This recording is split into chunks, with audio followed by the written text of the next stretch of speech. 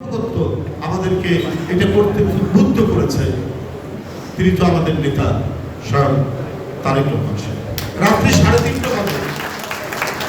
3:30 বাজে হঠাৎ একটু ঘুম ভেঙলো, ভাঙলো, হোয়াটসঅ্যাপটা চেক করলাম, দেখি যে তিনি একটা অনলাইনের একটা নিউজ পাঠিয়েছেন। ফরিদপুরের নগরকান্দায় বিএনপির নামধারী কোনো লোক একজন গরিব লোকের বাড়ি ভেঙেছে। আমি খবর দিলাম মিথুনকে, মিথুন আমার বাসার কাছে থাকে, মিথুন চেয়ারম্যান সাহেব খবর দিয়েছেন এটা খোঁজ নেওয়ার জন্য, চলো আমরা চলে যাই। এই যে একটা স্পিরিট, আরে কখন ঘুম থেকে উঠবো, আচ্ছা ঠিক আছে কালকের দিন আসুক যায়, কিন্তু এত রাত্রে উনি যে দিয়েছেন এটা যে আমাদেরকে কতটা প্রাণিত করেছে, কতটা উদ্বুদ্ধ করেছে। মিথুন বললো যে এখন ইয়েকে কি বলে যে আমরা রুম্বনকে কি করে পাবো, যেভাবে হোক ধরো। এই ধরুন 8টা 8:30টার মধ্যে আমাদের প্রিপারেশন হয়ে গেল, আমরা গেলাম এবং এর যে মানে ফলপ্রসূ ফলাফল আপনি চিন্তা করতে পারবেন না। ওনার ইনস্ট্রাকশন ছিল যারা এই কাজটি করেছে তাদেরকে এই গরিব মানুষের ঘর বাড়ি ঠিক করতে হবে। এবং আমরা ওইখানে গিয়ে মানে যে সহযোগিতা নিয়ে গিয়েছিলাম চেয়ারম্যানের পক্ষ থেকে দিয়ে আমরা ফিরে আসছি 3 দিনের মধ্যে সেই লোকটি আমার বাসায় এসে বলেছে যে আমাকে বহিষ্কার করেন না, আমি তার সব বাড়ি ঘর ঠিক করে দিয়েছি। বিষয়টা হলো যে এইরকমই, যদি একটা কাজের পিছনে আন্তরিকতার যদি তাগিদ থাকে, সত্য তাগিদ থাকে, এবং আমাদের কাজ যদি ন্যায় ধর্মী হয়, সত্য ধর্মী হয়, আমাদের কাজের মধ্যে যদি ন্যায্যতা থাকে, সেই কাজ কোনোদিন ব্যর্থ হতে পারে। সেই কাজের মধ্যে যদি সংশয় থাকে, ভণ্ডামি থাকে, সেই কাজের মধ্যে যদি দ্বিধা থাকে, সেই কাজ ব্যর্থ হবে। শেখ হাসিনার এই 15 বছরের দুঃশাসনে কত অপপ্রচার করেছে, কত ধরনের ন্যারেটিভ তৈরি করেছে, কত কি করেছে। বিএনপি যদি আসে ক্ষমতায় তাহলে 1 লক্ষ লোক মারা যাবে, 10 লক্ষ লোক মারা যাবে, স্বয়ং ওবায়দুল কাদের বলেছে। তো কি হলো, একজন লোক মারা গেছে, সেটাও আবার ইন্ডিয়ার মাটিতে, বাংলাদেশে নয়। এনামুল হক সাহেব নাকি না, এনামুল হক সাহেব না, ইশাক খান পান্না রাই ছাত্রলীগের নেতা।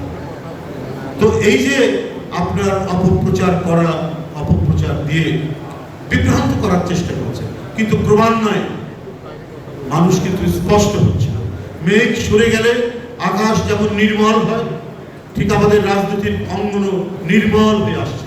যখন দেখলাম যে প্রাইমারি স্কুলের শিশু, হাই স্কুলের ছাত্র এবং কলেজ ইউনিভার্সিটির ছাত্ররা এক কাতারে দাঁড়িয়ে একটি কাফেলা তৈরি করে শেখ হাসিনাকে পালাতে পারত।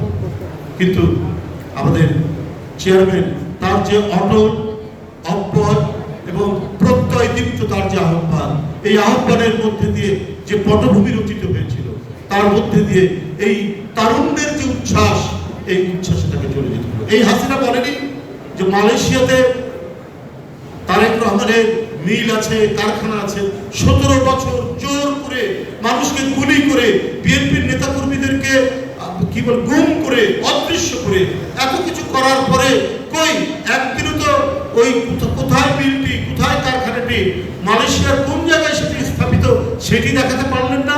বিএনপি যখন ক্ষমতায় তখন তিনি এই কথাগুলি বলেছেন। অথচ দেখুন বিএনপি ক্ষমতায় এই কথা বলার জন্য আপনার শেখ হাসিনাকে কিন্তু গ্রেফতার করেনি বিএনপি, বা তার কোনো দলের লোকজনকে গ্রেফতার করেনি, একটা মিথ্যা বানোয়ার অপপ্রচারের জন্য করেছে। তো ক্ষমতা আসার পরে দেখালেন না কি ইন্ডাস্ট্রির নাম কি, সেই কারখানার নাম কি দেখাতে পারে। এইভাবে একটা মিথ্যা বান তৈরি করে ওরা মানুষকে বিভ্রান্ত করার চেষ্টা করছে। তাই আমরা বলি যেটা সত্য সেটা পক্ষে থাকা দরকার। আমি বক্তব্য আর বাড়াবো না, শুধু একটি কথা আমার কেন জানি বলতে খুব ইচ্ছে করছে। আজকেই দেখলাম আমরা সবাই মানে বিএনপি সহ সব গণতান্ত্রিক দল যে সরকারটিকে সমর্থন করেছে, সেই সরকার দেশ চালাচ্ছে, ঠিক আছে, আলাপ আলোচনা তর্ক বিতর্কের মধ্যে দিয়ে থাকবে, কিন্তু সমর্থন এটা করেছে।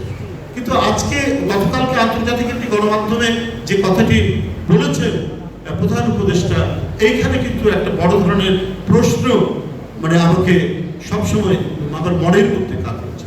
4 বছর লাগবে সংস্কার করতে? কেন?